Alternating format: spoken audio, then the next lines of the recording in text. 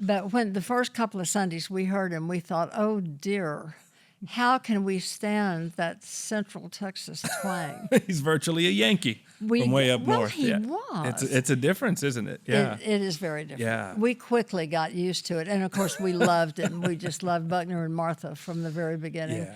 And still love his kids, still keep in touch with his middle son who's here now. Yeah. And they were wonderful. Yeah. They were a wonderful family, and they occupy a big place in our hearts. Oh, and we'll be telling, throughout this, we'll be telling quite a few Buckner stories, of course, Sure.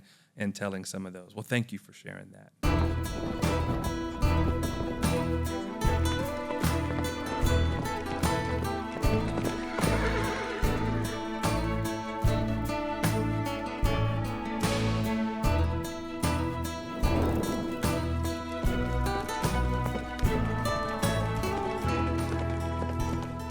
Well, yeah, tell us. I know you have some stories, just of highlights and things that you feel are special from your time at Trinity.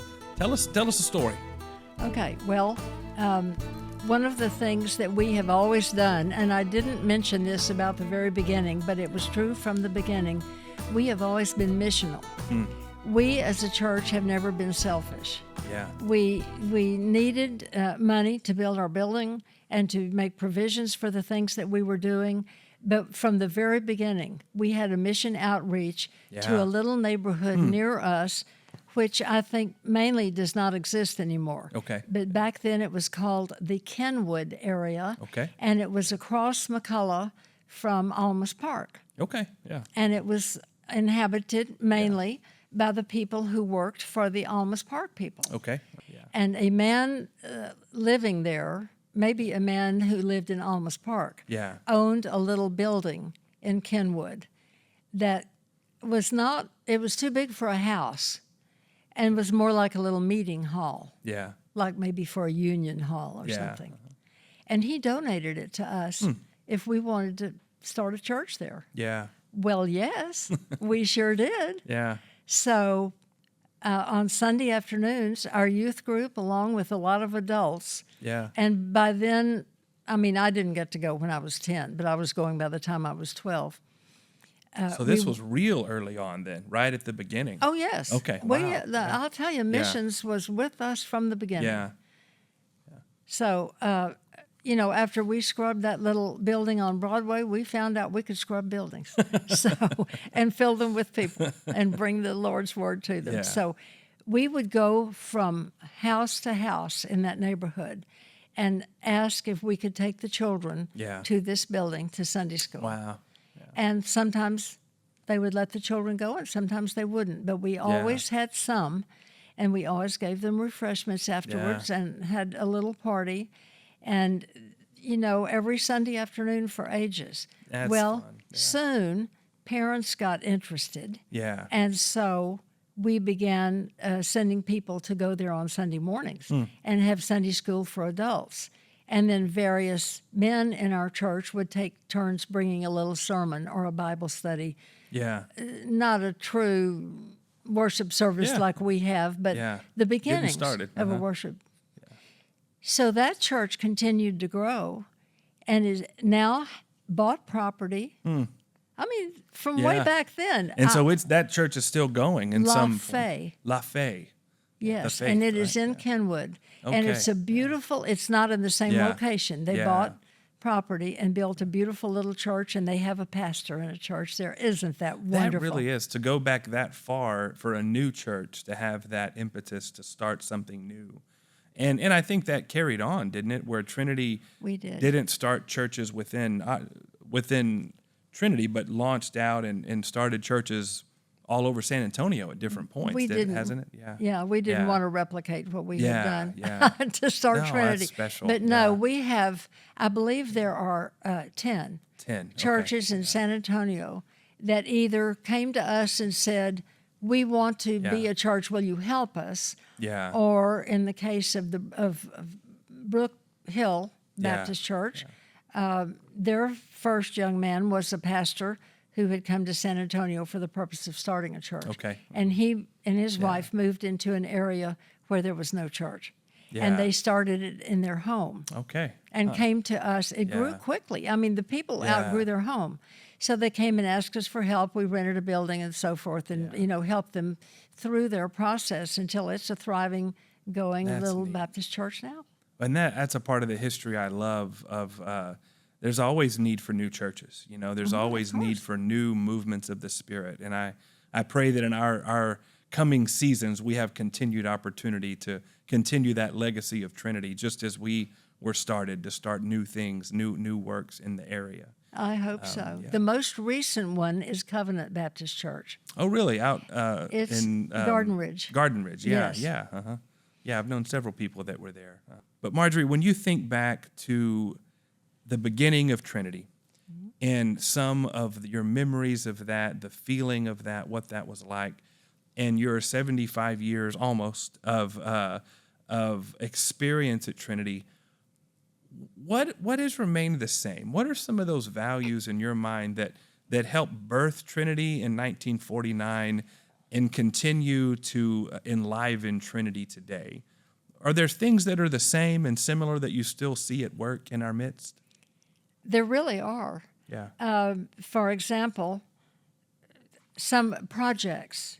We have always participated in projects. Yeah. And instead maybe of doing missions in quite the way we did before, we now, for example, participate every year or twice a year in the Habitat for Humanity build. Yeah. And that is a big project for several of the people in our church. We take the young people out there, and I say we because while Joe and I neither are builders, we can cook and serve. And so we always tell Troy Jesse that we will be glad to come out whatever day he needs us, and we will, help cook the hamburgers and serve them and lay out the food and so forth. So that's what we do. But hey, those workers need something to eat. So that cooperative effort of pulling together is is still there. It is. Yeah. Another huge thing that we still do that I think really starts from the beginning when we talked about bringing as many people as we can to incorporate them in any way in our facilities, what we can do for them and to help and reach out, is what we call bountiful blessings. And it is not a food pantry. Yeah. But it is I know that you know this, but I'm going to say for the audience, It's a once a month deal. Yeah. Where on a Thursday morning of one day a month, someone goes to the food bank at 5:30 and buys thousands of pounds of food. Yeah. I mean, we have bought as much as 6 and 7 tons of food. I think at last month we gave out 175 175 families were served from the food which was the most it's about maxes out what we can do, but storage wise. It was 13,000 pounds of food. Wow. Tables this last time, tables full of cabbages. Yeah. About 3 12-foot tables piled high with cabbages. Sometimes there are more potatoes than you knew existed in the world. But hey, we love potatoes. That's Everybody right. loves we do. potatoes. And so here's what gets me about it. Now, this is where the participation comes in. Yeah. We not only get that food has to be purchased. Yeah. But the 13,000 pounds of food cost us $500 at the food bank. Yeah. Okay. So people in our church contribute money constantly toward bountiful blessings. Not our tithe money. We do not ever take our tithe money for anything else. But individuals, some give $20 a month. Sunday school classes give $50 a month. And there's a little fund for this. Yeah. So, okay, only 3 people can go into the food bank, or 2, maybe it's 2. But 3 men with big trucks or those long black trailer things with wire edges that you drag behind your truck, they go to the food bank. So that 13,000 pounds got carried from the food bank to those trucks. Yeah. Hauled here to Trinity, to our back parking lot.